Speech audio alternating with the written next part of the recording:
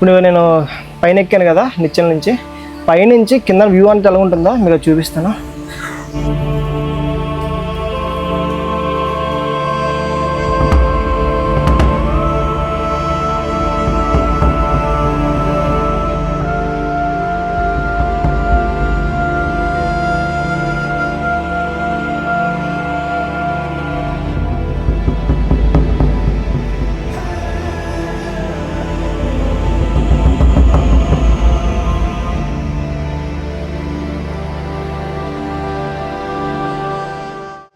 ఈ వీడియోలో మీకు చూపించబోయే శివలింగం, cave and waterfalls Gummakota అనే విలేజ్లో ఉంది. నేను ఆ విలేజ్ని చేరుకోవాలంటే 100 కిలోమీటర్స్ పైగా ట్రావెల్ చేయాలి.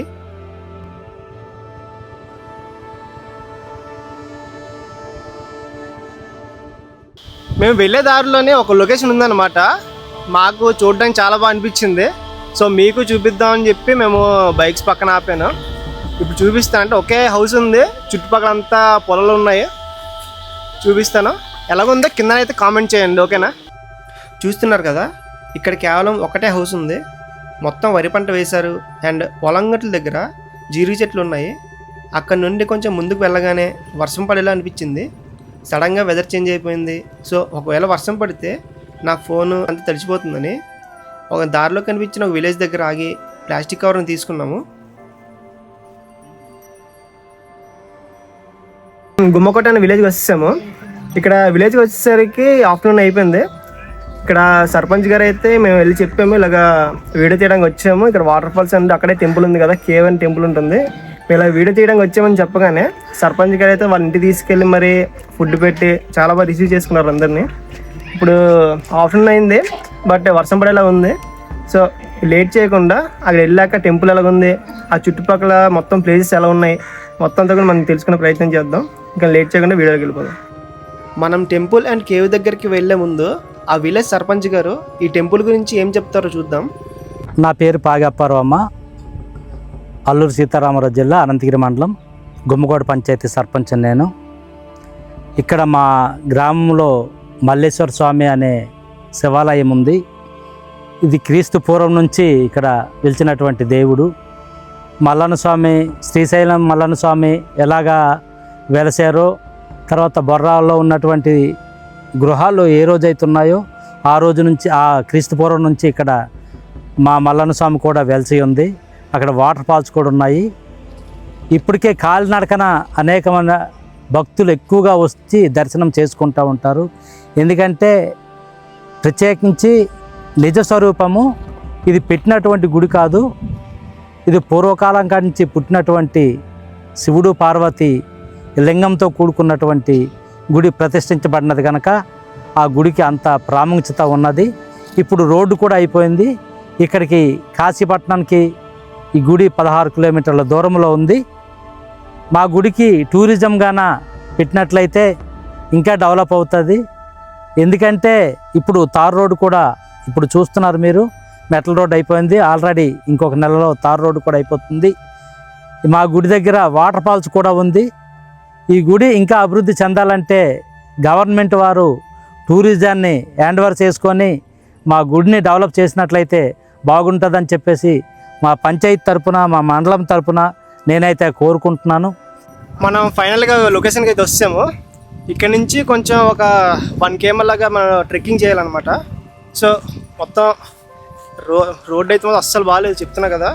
చెప్పులు వేసుకున్నామంటే అస్సలు జారిపోతాము. మేము అందరు కూడా షూ వేసుకున్నాము. సో మ్యాక్సిమం ప్రాబ్లం ఉండదు. మీరు ఎప్పుడైనా సరే ఇలా కొండలకు కానీ ఎక్కినప్పుడు, లేదా వాటర్ ఫాల్స్కి వెళ్ళినప్పుడు మ్యాక్సిమం మీరు షూ వేసుకుని వెళ్ళండి. చెప్పులు వేసుకున్నారంటే ఖచ్చితంగా కాలు స్కిడ్ అయ్యి జారిపడే ప్రభావం ఉంటుంది. ఫైనల్గా మేము టెంపుల్ దగ్గరకు వచ్చేసాం.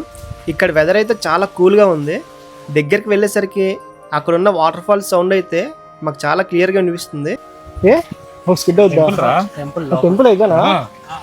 Okay okay.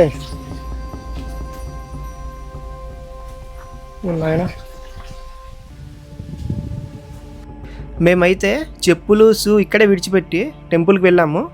ఈ విలేజ్ వాళ్ళు అయితే టెంపుల్ దగ్గర మెట్లు కట్టించుకున్నారు. అక్కడ చూస్తున్నారు కదా, అదే కేవ్. దానిలోనే శివలింగం, ఆంజనేయ స్వామి, వినాయకుడు, పార్వతీదేవి విగ్రహాలు ఉన్నాయి.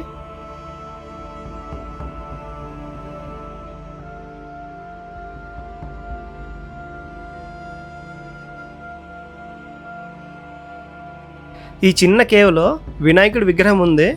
అండ్ ఈ ప్లేస్లో అంట ప్రతి మహాశివరాత్రికి ఫెస్టివల్ జరుపుతారు ఇక్కడ.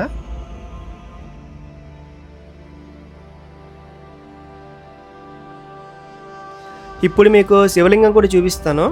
ఈ శివలింగం ఎలా ఉంది, ఇక్కడ దేవుడి విగ్రహాలు ఎలా ఉన్నాయి, అండ్ ఈ చుట్టుపక్కల వ్యూ అంతా ఎలా ఉందని కింద కామెంట్ చేయండి.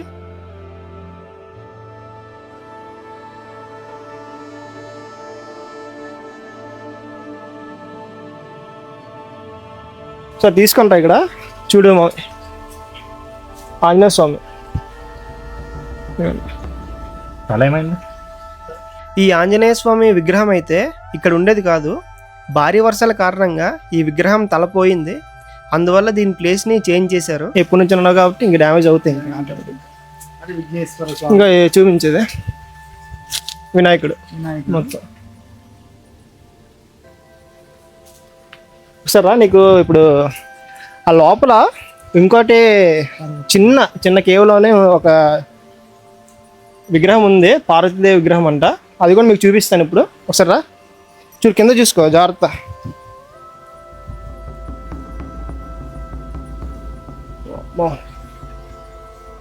చూడ సార్ మొత్తం పైన చూపించే సరే.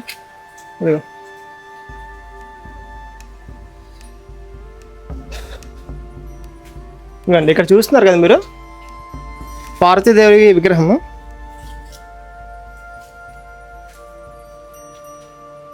ఇక్కడ బల్లులు ఉన్నాయి.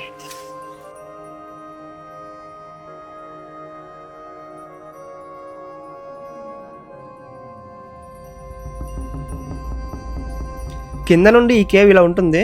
కేవ్ పైకి వెళ్ళడానికి కర్రలతో నిచ్చెన చేసుకున్నారు. ఇప్పుడు పైకి వెళ్ళి చుట్టుపక్కల వ్యూ ఎలా ఉంటుందో మీకు చూపిస్తాను. ఇలాగ పైన వెళ్తే పైన కూడా శివలింగాలు ఉంటాయి, అవి మీకు ఇప్పుడు చూపిస్తాను. అవి కూడా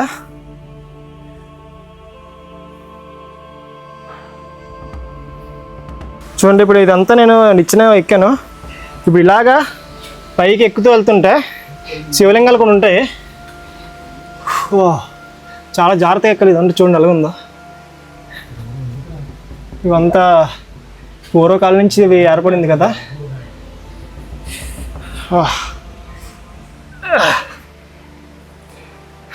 చూడండి పైన బ్యాంబూ స్టిక్స్తోని మొత్తం ఎలా చేసుకున్నారా.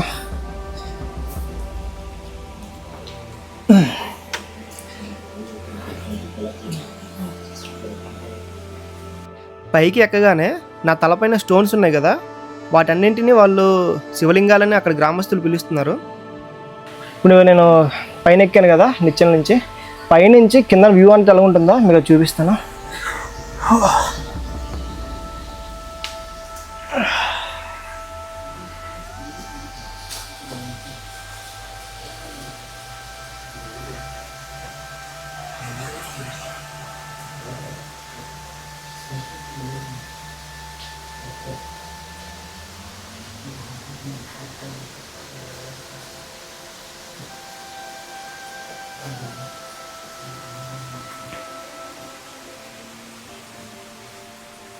పైనుండి వ్యూ ఎలా ఉంటుందో చూశారు కదా.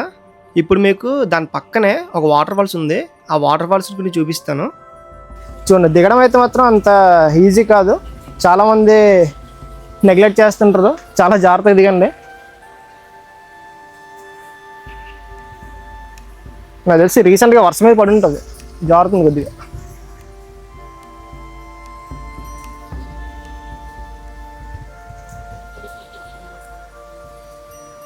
ఇదండి చూపించేది అంతా చూడు ఎలా ఉందో.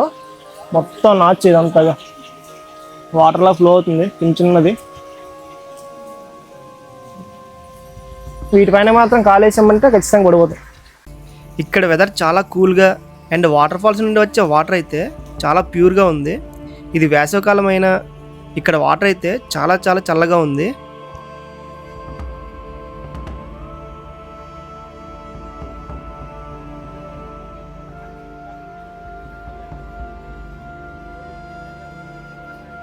ఫైనల్గా ఈ వీడియో అయితే ఇంతే. మేమైతే ఇంకా వెనక్కి వచ్చేసాం. గాయస్ ఈ వీడియోని మీరు ఇంతవరకు చూసారంటే మీకు ఎంతో కొంత నచ్చిందని అనుకుంటున్నాను. సో ఈ వీడియో కానీ మీకు నచ్చినట్లయితే వెంటనే సబ్స్క్రైబ్ చేయండి. ఇలాంటి వీడియోస్ మీ ముందు మరెన్నో వస్తాయి. ఇలాంటి అన్నోన్ ప్లేసెస్, ఇలాంటి వాటర్ ఫాల్స్, ఇలాంటి కేవ్స్ మీ ముందు చాలా చూపిస్తాను. మీ ట్రైబల్ అన్వేషకులు డూ సబ్స్క్రైబ్.